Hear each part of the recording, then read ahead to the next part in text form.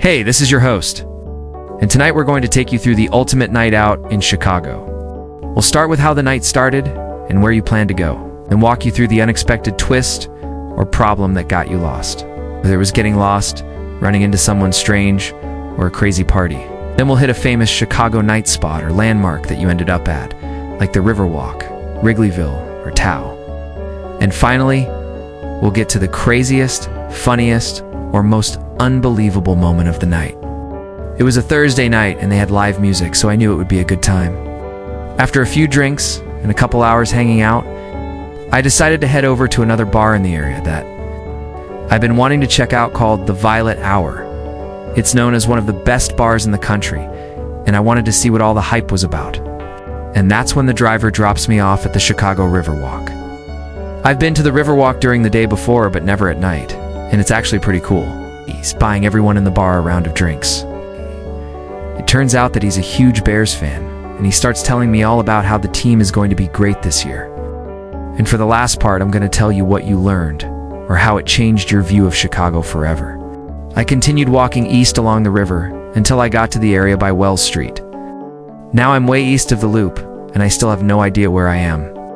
The drive from the Riverwalk to Wrigleyville is about 20 minutes, but because I don't have a car, it ends up being closer to an hour. As I walked in, I could see the massive scoreboard and the ivy-covered walls that Wrigley is known for. The concert started, and Wilco played all of their greatest hits.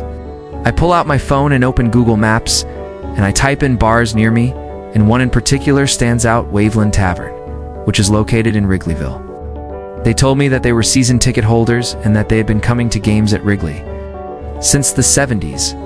We talked about the history of the stadium and the crazy fans that you can find at Cubs games. They invited me to sit with them for the rest of the concert, and we became friends. As I got ready for bed that night, I couldn't help but reflect on how much I had learned about Chicago and myself.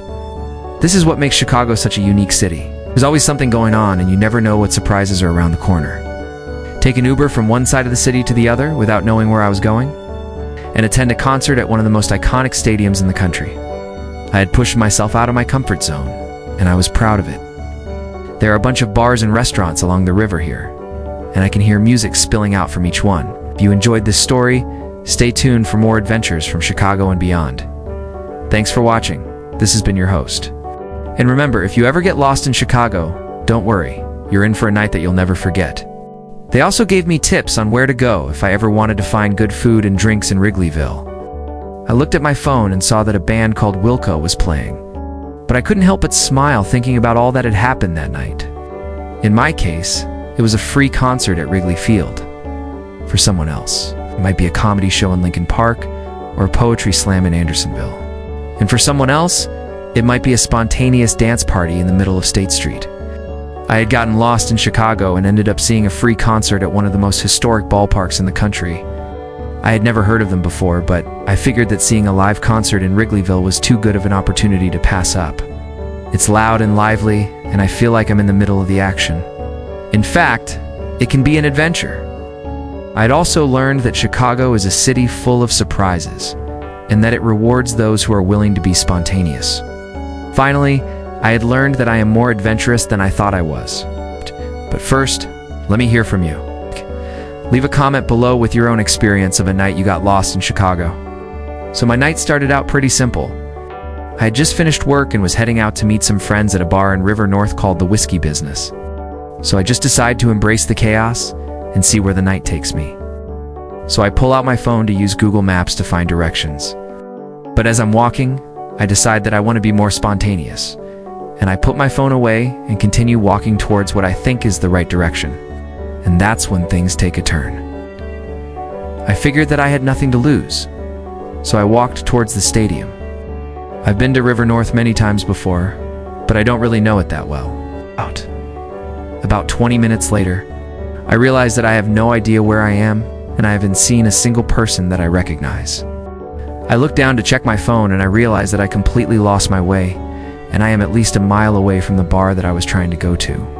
At this point, I could either try to make my way back to River North, or just embrace the adventure and see where the night takes me. So I do the only logical thing and order an Uber. But instead of ordering it to take me somewhere else, I decide to be even more spontaneous and I say, "Take me somewhere cool." There are these colorful lights that illuminate the river and there are people everywhere.